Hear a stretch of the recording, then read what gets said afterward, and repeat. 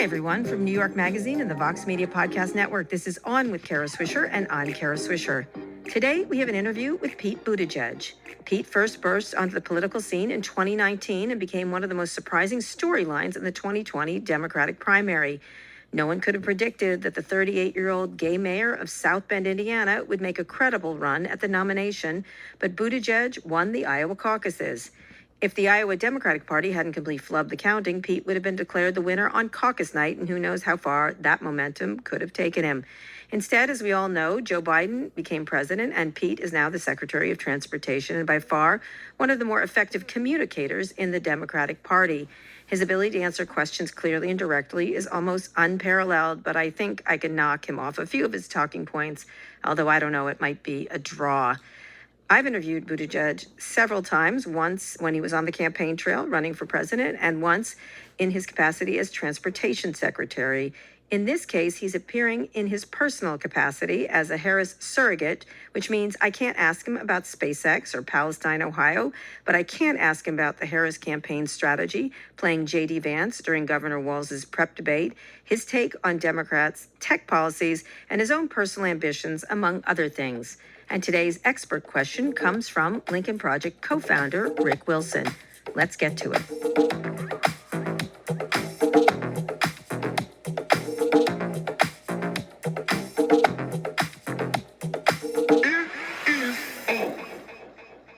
Pete, thank you so much for coming on. Thanks for having me.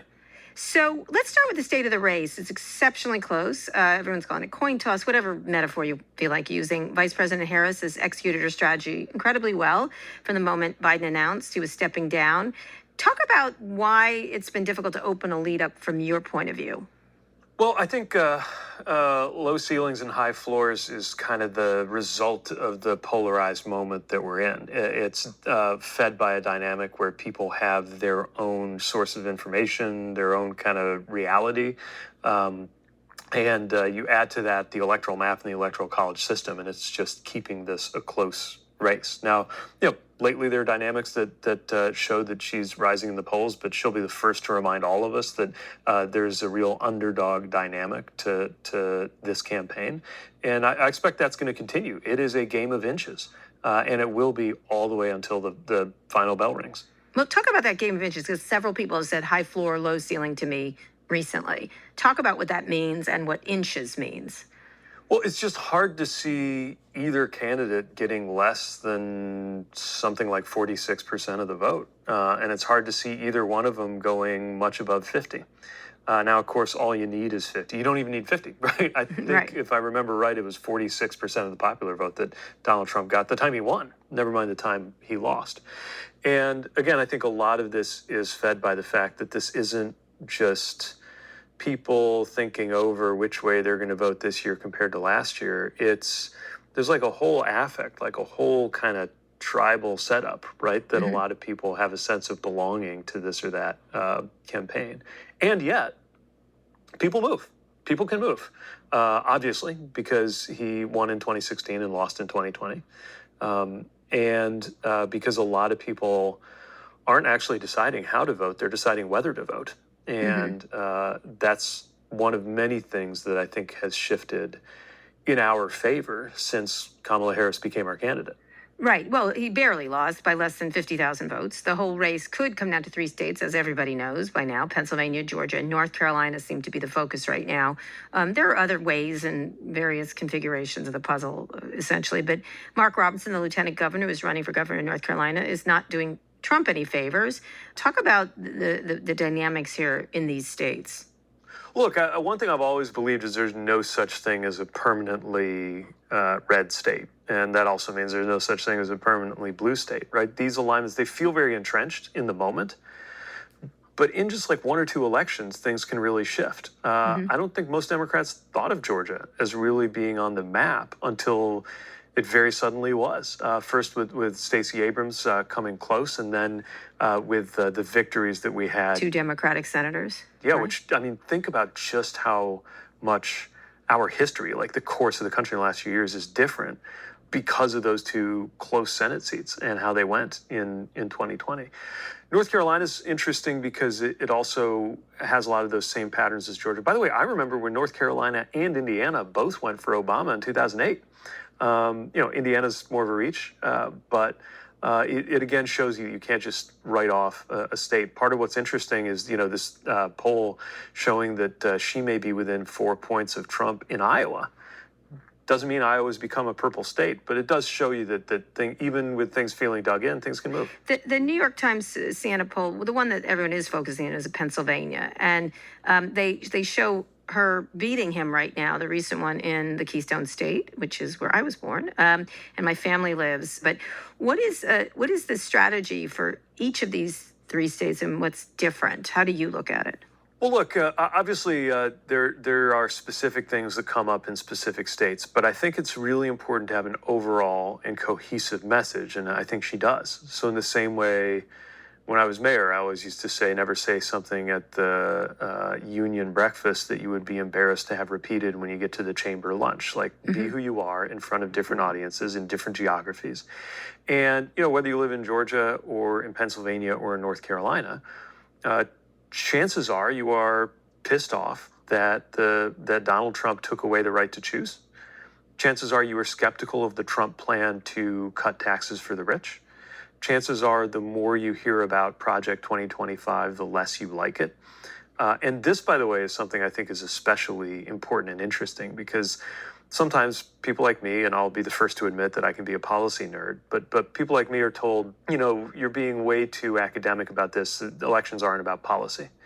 Well, last time we checked our mailbox at our house in rural Michigan, there's a mailer in there from the Trump campaign saying Donald Trump has nothing to do with Project 2025. We swear, and he didn't write it, blah, blah, blah. Yeah. And I think it's really, really important and revealing that the biggest scandal to confront the Republican Party all year, certainly the Trump campaign, is policy. It's not a sex tape. It's not the criminal stuff. It's policy. It's not even a leak about their policy plans. It's that they publish their policy plans, and it turns out people hate them, right? And that works in Pennsylvania. It works in Georgia. It works in, it's not just like people in liberal states hate them. Like, people across America, and even the most remotely competitive district or town or precinct or state, don't like most of Donald Trump's policies and prefer most of Kamala Harris's policies. So one of the things I've been saying a lot, and I have to attribute it to Audie Cornish every time, but they're Kamala curious about her. And one of the things that I'm seeing in a lot of, when you see these focus groups, is they are interested in policy. They're not. They know he's what he is. They acknowledge he sucked at even his supporters sucked at the debate. A lot of them, but they're like, I don't know her. I don't know her. And I think that's the opposite problem he has. They know him. So when anything comes out, whether it's hanging around with someone like Laura Loomer or whatever that's controversial, they don't. It's like, yeah, right. It's another weirdness, right? Next week. But I would say it's true that there may not be some sudden new revelation that changes how his supporters feel about him. But I still think there's another dynamic. And this is where I lift a little bit out from my view that policy matters into something else about kind of what they, I guess, are calling vibes now, which is it might be the same stuff with him, but it feels more tired now. Yes, that's And I think true. that's what she's getting at when she talks about the same old tired show. It's not just like, the racism is horrifying and we all need to condemn it. It is horrifying and we do need to condemn it. But it's also that like that move of like doing something racially provocative to get tongues wagging for a week over that instead of how he's cutting taxes for the rich is getting like boring. And you have this sense that he's kind of jumping the shark, like trying to, I think that the whole, people eating cats thing is kind of like a show in its last season before it's about to get canceled. That's just kind of no longer capturing where people are at the way it did for all too many people in 2016. But, boring is the Democratic attack line, which is kind of funny. But I'm curious what then she fills into that gap in terms of being, and I get the idea of when someone's making a mess of themselves, be quiet and let them make a mess. But people are curious about her. They want to know more. I have a lot of Trump voting relatives. They're like, well, I'd consider her if I knew more. Like that kind of stuff. Well, so that's what campaigns are for, right? And one thing Sure. she has going for her is the more people see her, the more they like, right? People kept saying when she got picked, it's like, well, yeah, there's a glow after a few days when the party, officially made her the nominee, or before that, right? When she was unofficially consolidating the party. And they were like, okay, this is honeymoon week, but then, it'll evaporate. And it didn't. She grew stronger. And they said, okay, but then she's going to have a debate. Or like, okay, but what about her first sit-down interview? And every one of those moments, right, the more people see, the more they like. Well, welcome to the world of women, but if you do one thing, you do the next thing. But she's being cautious, and I know her pretty well, and she's a cautious, and she and I have actually talked about this. She's a cautious politician with the press, with policy details. Does she need to be more aggressive from your perspective? I mean, she has you out there being quite aggressive, I would say. Well, I think it makes sense to aggressively communicate what we're for and the difference between what she's going to do, stuff like growing small business, stuff like dealing with this housing problem that really, even the left, I think, is rethinking what we can do left of center to have more housing supply come online. And she's got a specific, policy proposal on things like that.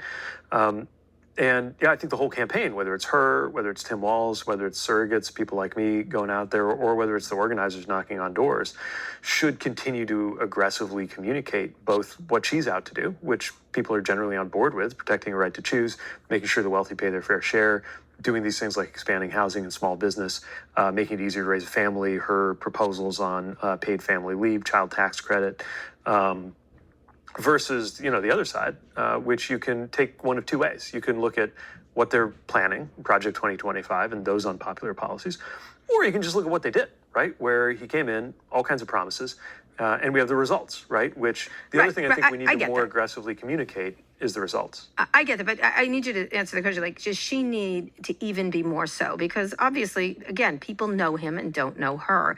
And it's, even if they think they've said enough, a lot of people don't feel you've said enough. And it's not a vibe thing. I get this all the time. Said enough what, though, right? I mean, if the question is about adding more kind of intricacies to the policy framework she's laid out, I think we will see that. I mean, look, we already know, down to the percentage point, what she thinks the best rate for capital gains tax is. But I also think there's a little bit of humility here, too, right? Where that you explain what you're about, what your values are, how you would make the big policy calls. And then you get to Washington and Congress happens. Certainly. And the negotiation happens, right? Right. It's not like where we wound up with the Inflation Reduction Act or the infrastructure bill. Right, but it's like, I would like to do this, this, this, and this. Yeah. One of the people seem to like right away and don't really need a lot more from is Tim Walz. A lot of people really, I think he reminds someone of their favorite teacher. And so he's got a sort of an easy road there. But you're prepping him for his debate with Senator J.D. Vance on October 1st. You played Mike Pence in 2020 to help Harris prepare for her debate. Talk a little bit about this. How are you doing this? What is his weaknesses as a debater, and how should Walz exploit them? First of all, it's funny. As I'm spending more time with him, I was asking myself, I was reflecting last night, like, why is it that I feel like I know him well, even though we've interacted through my job and his job. We've talked here and there, but I feel like I know him better than I actually do in terms of how many hours we spent. I literally had the thought, what? Come to think of it, he reminds me of my English teacher. Like that literally is something that But it's the same when you're in a room with him as it is when you're watching him in a rally. As with the VP, I think one thing I like is the more people see him, the more they'll appreciate him. But especially coming back to that question of policy, the more people see the policy wins that he delivered leading Minnesota, the more they'll see an example of how Democratic parties' approach and values also lead to really good results, like kids in school being able to get lunch and economic growth. And in terms of the debate, he'll be the first to acknowledge that he's not. He's not the Yale law graduate. He's the high school teacher, but of course he also knows what he's doing as a leader, and I think is going to have an opportunity to really lean into this fact that when you cut through the noise and you cut through the BS and you cut through all of the distractions and the outrageous things that the Trump Vance ticket tends to throw up, all the chaff they kind of put in there.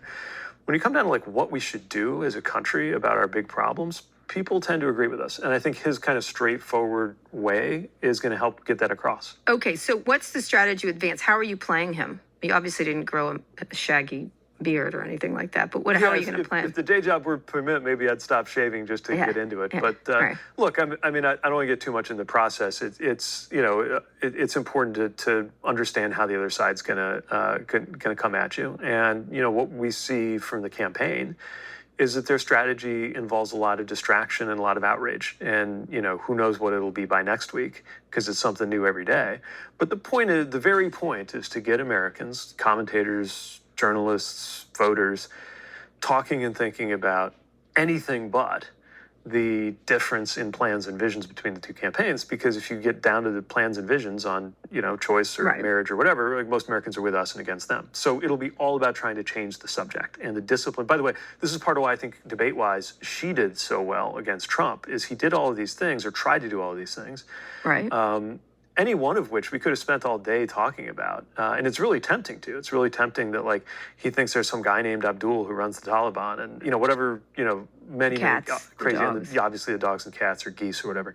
But, she dealt with it to the extent that she had to, but she never let the debate go on. So that's the same strategy here if he goes on to is attack one of the plans? I would assume so. This guy is easily attackable. Look, I think, there's always going to be lots of opportunities to remind viewers of the fundamental difference between what the two campaigns and candidates actually plan to do. And it turns out, even if we're debating on terms that Republicans, that the Trump-Vance campaign thinks are favorable to them, even then, elections are about the future, and Americans tend to disagree with what they want to do next. So take inflation, right? They want to talk about inflation because we had this terrible bout of inflation as a country. By the way, every developed country did after COVID. Mm-hmm. But the real question, of course, is what's going to happen next. And if you look at the Trump-Vance plans, Center for American Progress estimates that will add about $3,900 to the cost of living. Right? So, Goldman Sachs, the tariffs, etc. We'll be back in a minute.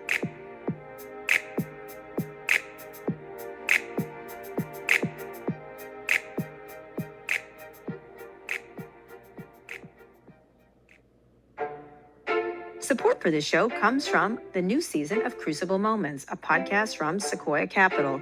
Last season, Crucible Moments presented a first-hand look inside the stories that shape some of the most significant companies of our time. Their founders shared their unvarnished histories, what it's like to lead through uncertainty and overcome challenges in pursuit of your vision. They also dove deep into how their moments of turmoil lead to pivotal inflection points. This season, Crucible Moments is back with new stories and resonant lessons told directly from the founders themselves. Hear how YouTube went from a failed dating site to one of the biggest platforms in the world, how losing $35 million led the founder of ServiceNow to start his own company, and how a Reddit founder returned to the company to save the site from itself. Hosted by Rolf Botha of Sequoia, Crucible Moments provides a behind-the-scenes look at some of the most tumultuous defining milestones in tech history. Tune in to a new season of Crucible Moments now. You can catch up on Season 1 at cruciblemoments.com or wherever you listen to podcasts.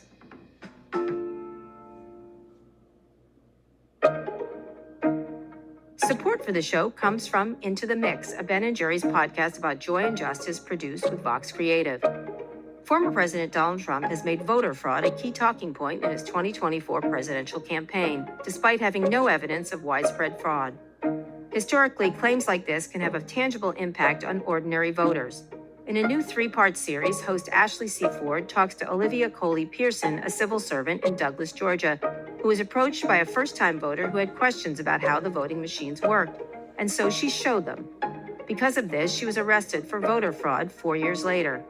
According to Coley-Pearson, what happened to her was less about voter fraud and more about intimidating Black voters. I think people need to know that Black people of color, they are afraid to get out and vote because some of the things that have been going on. Hear her story and subscribe to Into the Mix, a Ben & Jerry's podcast.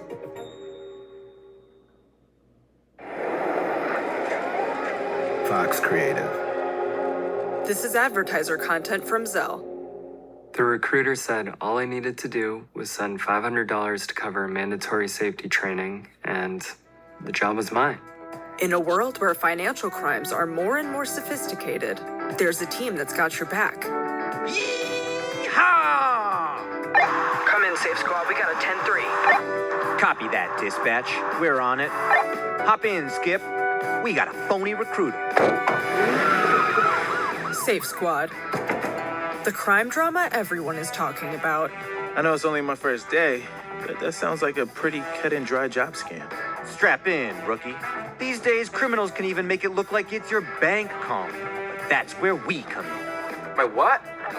It's my savings account. Compromised? No, I won't hold.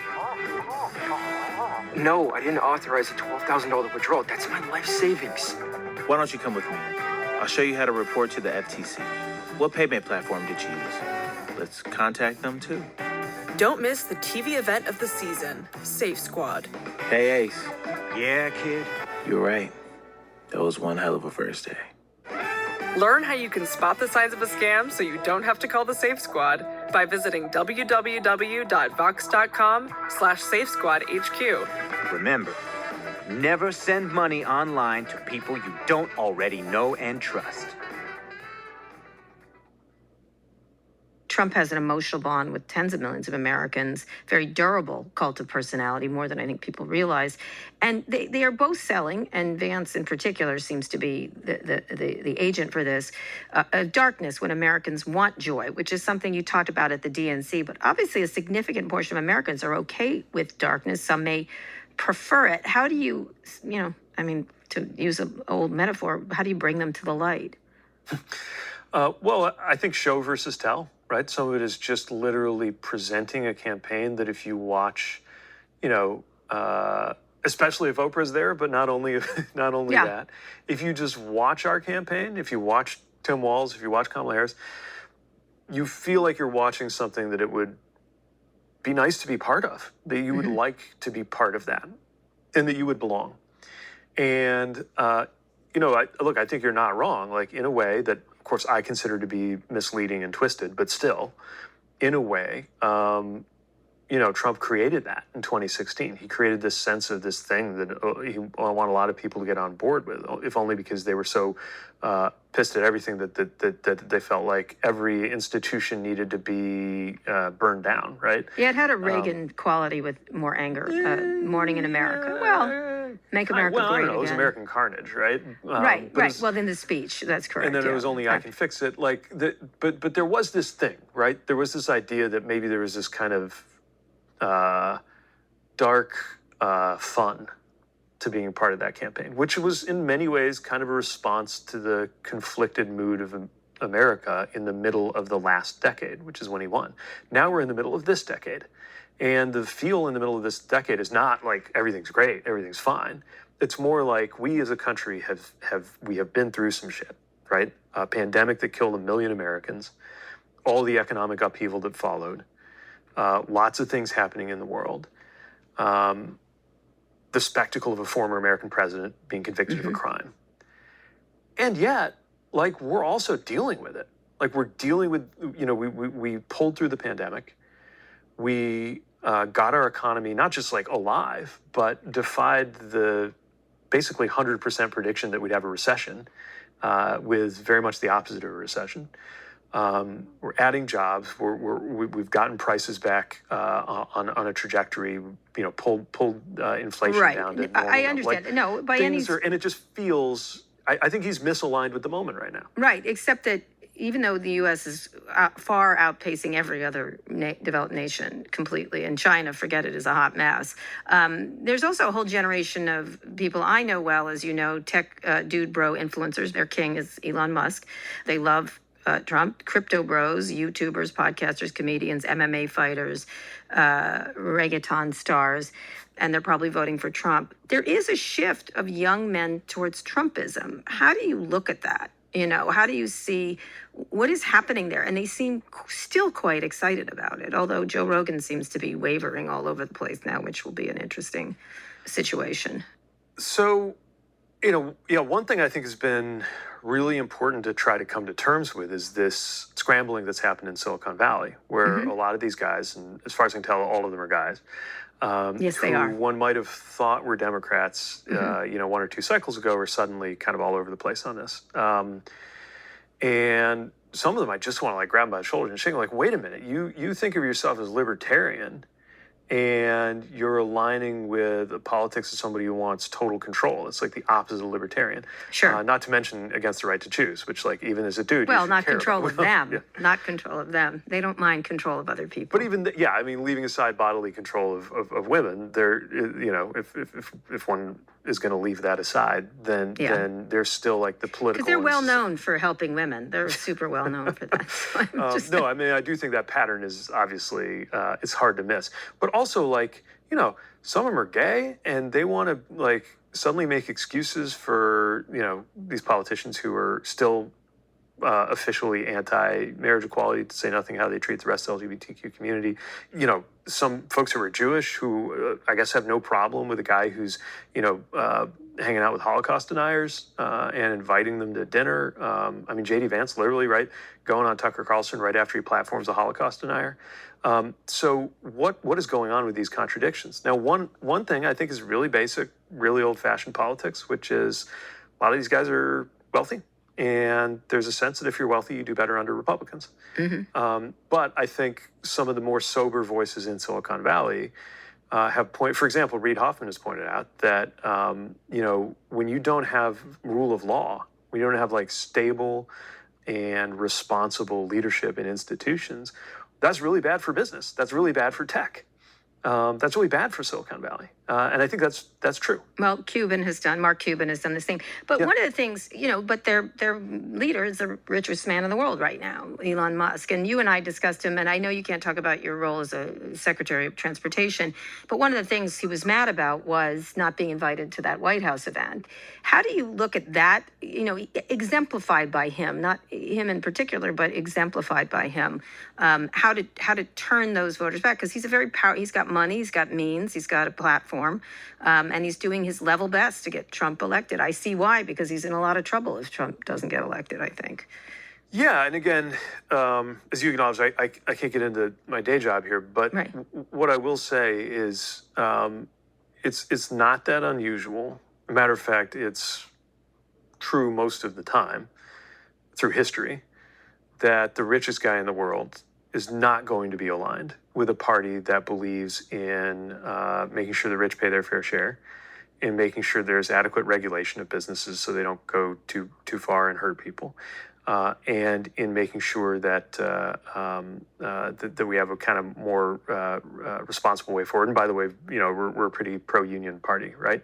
And yet, for all that, like, I don't think it's anywhere kind of certain that you know, most business leaders in Silicon Valley shouldn't prefer Democrats. Again, first of all, because of the rule of law issues that are there.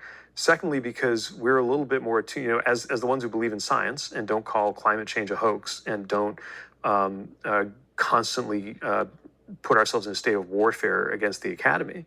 Like, we recognize the role of the federal government in promoting research. They literally invented the internet, right? The federal government invented the internet. They did, because indeed. there was a consensus that we needed government not to handle everything, not to solve everything, not to do everything, but to do certain things, including basic research, right? You know, you're known as the guy who go on Fox News, debate just about anyone. You're very good at it. The Atlantic magazine called you a soundbite and surrogate sensation. We're told you've done approximately 1,800 interviews since joining the administration. You've gone on Fox, you go on all of these things, and you do rather well there, and they seem to like you. The audience does seem to like you. You create viral moments. You sharpen arguments. You communicate to them. Have you thought about going to see Elon Musk and talking about his problems with you all? So usually when I talk to him, it's over on the official side. But yeah, if he wants to call up and talk politics, I'd be happy to do that. I mean, 'cause, like, look, he reminds me of like your super smart friend who's really good at lots of things, but then you get him going on politics, and suddenly he sounds like your roommate from freshman year who just discovered libertarianism, and like doesn't make him any less smart, but it's certainly wacky, right? And I do think there's gonna be a moment when a lot of folks, and this is not directed at any one person, but as a lot of folks in this mode today, who are sooner or later going to have to kind of come home. It doesn't mean they'll come home and agree with me on everything politically, but like get to a place that's like a little more responsible and normal. And I'm happy to talk to anybody to try to bring that about. So talk about this strategy of going to Fox News. I mean, you've talked about this a little bit, but you've got to persuade conservatives, correct? I mean, you have to persuade people who aren't necessarily on your side. And now Vice President Harris has been underestimated by the political class constantly. She has outperformed expectations here. How do you get her heard by those people? You are heard by those people, but how do you get her heard by those to appeal to disengaged voters who are turned off by politics? And aren't just moved by vibes necessarily. Well, part of what I'm trying to do is make sure that certain facts get aired. And before those facts can be believed, they at least have to be mentioned. And I think in certain spaces like Fox News, they won't be mentioned unless they're mentioned by somebody like me. And again, I'm just talking about facts, like the fact that crime went up under Donald Trump. And the fact that crime went down after he got beat. Something everybody cares about, but definitely something conservatives care about. And yet literally probably don't know. Most conservatives now get most of their information from news sources that won't mention that fact, even though they cover crime all the time. Certain facts, all the way down to like facts about Springfield, Ohio, right? And so part of it, before you even get to me saying why I believe Kamala Harris will be a good president, is just like some facts about what's going on in our country that a lot of people literally don't know. I can't get mad at them for not believing it if they've never even heard it. The manufacturing numbers, I mean, this is really personal for me coming out of the industrial Midwest. A lot of people literally don't know, and you can tell from J.D. Vance's speeches that he's trading off of this. A lot of people literally either don't know or they knew and then they haven't been reminded lately that we had a manufacturing recession under Trump before COVID, right? And that we have this massive manufacturing boom now, where places like where I grew up, where, we hadn't had a multi-billion-dollar investment in manufacturing where I come from since Studebaker closed in 1963. There was like one exception in 1990. And now we've got like 3 different things going on right now in St. Joe County, Indiana. So does she need to do that to go to those places? You're great, but let me get to this expert question because it's in that vein. Hey, Pete, it's Rick Wilson from the Lincoln Project. I think most of us agree that Kamala Harris is running a great campaign so far, but no campaign is perfect. So I'm curious what you would be doing right now if you were in her position, and what do you think the campaign has left on the table so far? There's always things you can't get done in a campaign, and there's always things you want to try to do in a campaign, but you'd never quite get the resources or the bandwidth or the time. What's missing right now from the Harris campaign? Thanks. Well, look, if you're the candidate, you would do things differently because it's you, right? Every campaign is kind of designed around the strengths of the candidate. So I would never advise her to do all of the things that I would do because each one of us builds a campaign, around our strengths. But the biggest piece of advice I would have for anybody running this cycle is something that she doesn't just understand. She's doing it in ways that I've really, really appreciated and admired, which is finding a way to address the insane things he does or says quickly enough that you get right back onto your core, so that this election is not about him or about her. It's about you, the American voter. In terms of what we can do more, I continue to think there's opportunity in rural areas. I watched back in Indiana, I watched Joe Donnelly become a senator. And I don't know how many of our 92 counties he carried, but it was probably about 12. But the other thing is, in some of those other 80 or so counties that he lost 60-40 instead of 80-20 because he made sure they knew that he cared.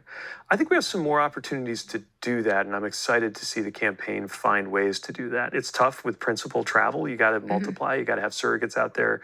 You got to think about, look, there's a superficial understanding of rural America where people might think that a rural online influencer is a contradiction in terms because you kind of have this stereotype of like a old farmer type versus like the young tech, where the reality is like, of course, like especially it's part of why broadband matters so much, but of course there are online voices who are especially influential in rural communities who might be different than some of the ones that we're in the habit of engaging. So reaching out to them. Yeah. I mean, I recently interviewed Robert Reich, and he pointed out the Great Recession as a turning point that soured many Americans on politics and made them believe the system was rigged against them.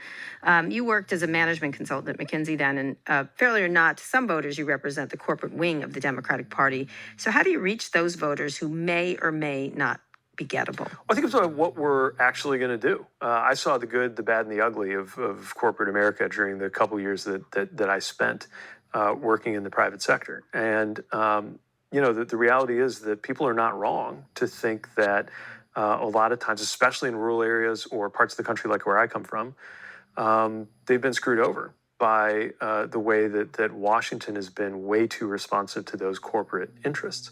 So, but again, the question is, what are you going to? Isn't like what posture you strike; it's what have you done, right? So, Kamala Harris has been a leader in an administration that has done more for consumers, standing up to big pharma, making sure you can get $35 insulin, fighting for monopolies to be broken up. A lot of stuff that even Democratic administrations previously just didn't do. And Republicans definitely aren't going to do.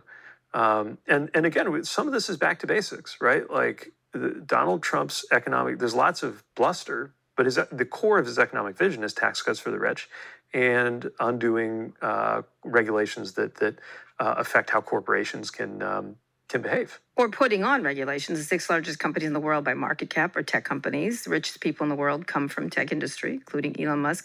One of the few issues that unites Democrats and Republicans is the desire to limit their influence.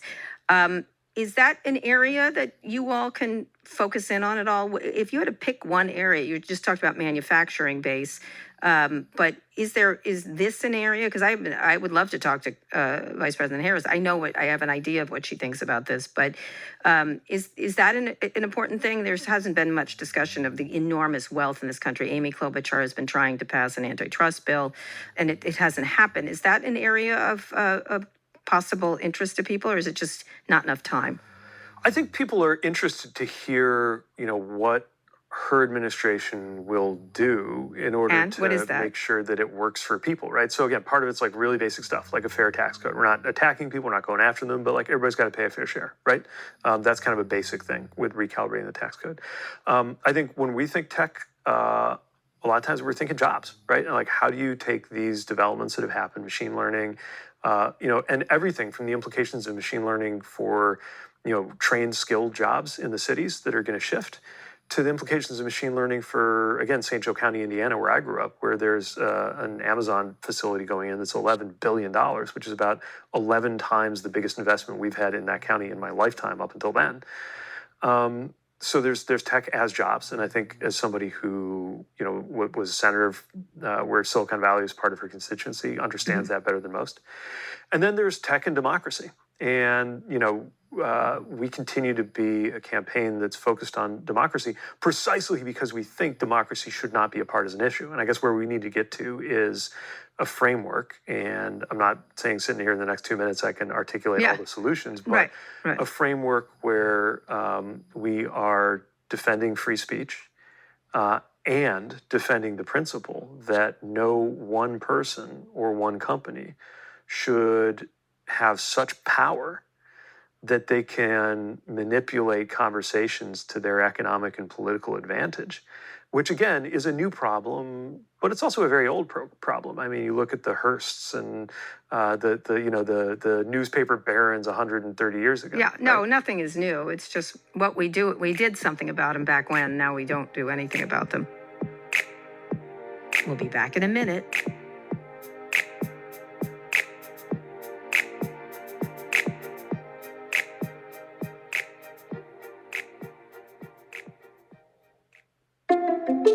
Support for this show comes from Janus Henderson Investors. Nobody wants to work forever, but figuring out retirement savings isn't something you can just pick up on the fly. Investing is a skill. So if you ever wondered how your money could be doing more, but you're not interested in paying a ton for investment advice, then Janus Henderson could be a good place to get your questions answered. Wherever you are on your investment journey, Janus Henderson Investors want to help you out. They offer free personalized investment advice to help you evaluate your investment strategy depending on your needs, risk tolerance, and other factors. All you need to do is just ask. With Janus Henderson, you get access to over 90 years of world-class investment expertise. They say their goal is to get you feeling more confident about your financial present and future. To find out more, visit janushenderson.com/advice, spelled JANUS Henderson, HENDERSON.com/advice. Janus Henderson, investing in a brighter future together. There are no additional costs for advice beyond the underlying fund expenses. When it comes to business, you know this podcast has you covered. But who do you turn to when you need smart financial decisions?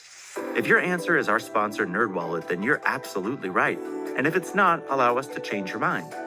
Not only have the nerds over at NerdWallet spent thousands of hours researching and reviewing over 1,300 financial products, but they have the tools you need to make smarter decisions. Looking for a credit card? Go beyond the basic comparisons. At NerdWallet, you can filter for the features that matter to you and read in-depth reviews. Ready to choose a high-yield savings account? Get access to exclusive deals and compare rates, bonuses, and more. House hunting? View today's top mortgage rates for your home sweet home. Make the nerds your go-to resource for smart financial decisions. Head to nerdwallet.com/learn more. NerdWallet, finance smarter.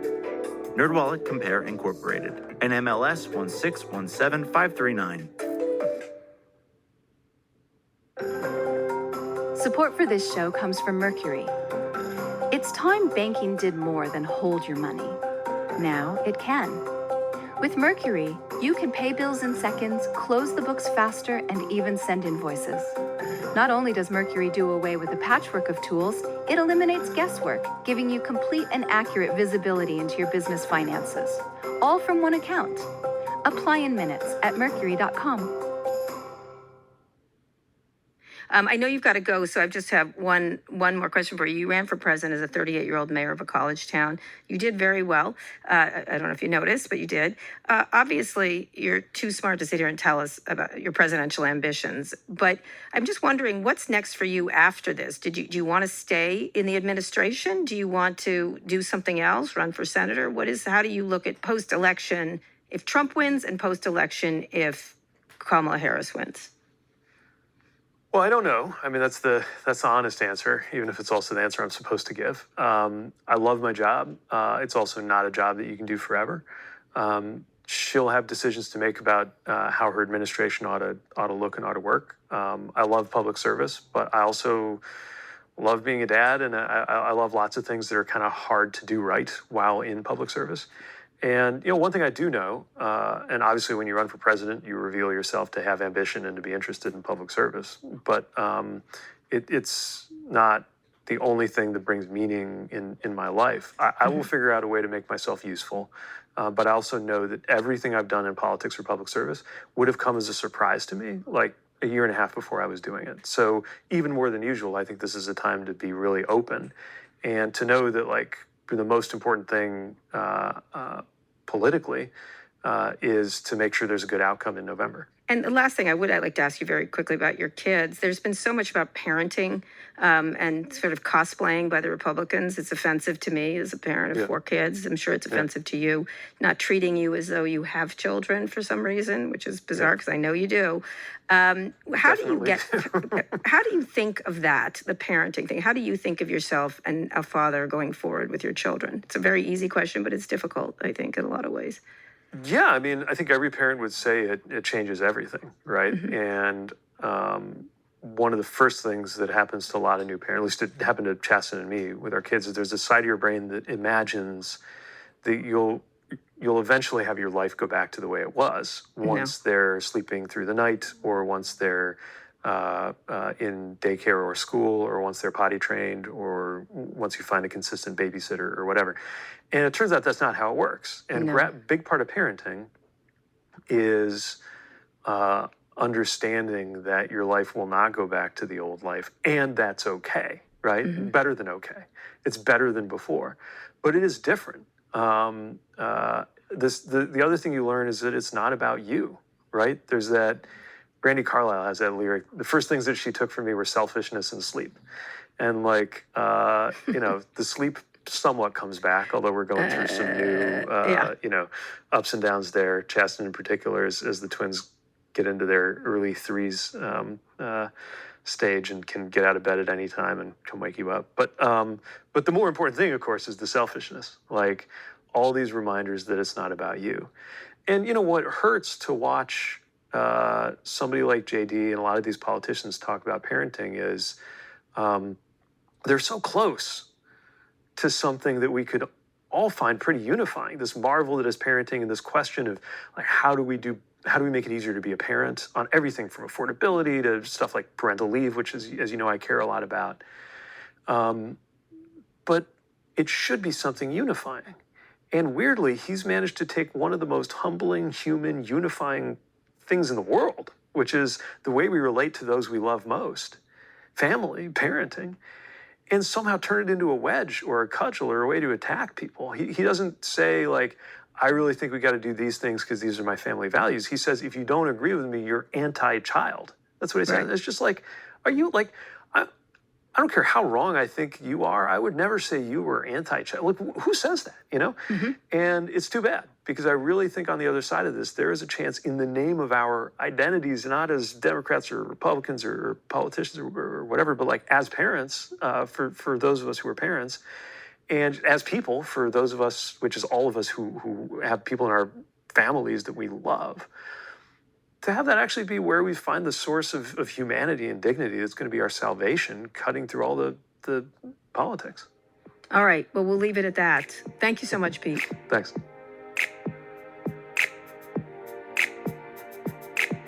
On with Kara Swisher is produced by Christian Castro-Russell, Kateri Yoakum, Jolie Myers, and Megan Burney. Special thanks to Kate Gallagher, Kate Furby, and Kaylin Lynch.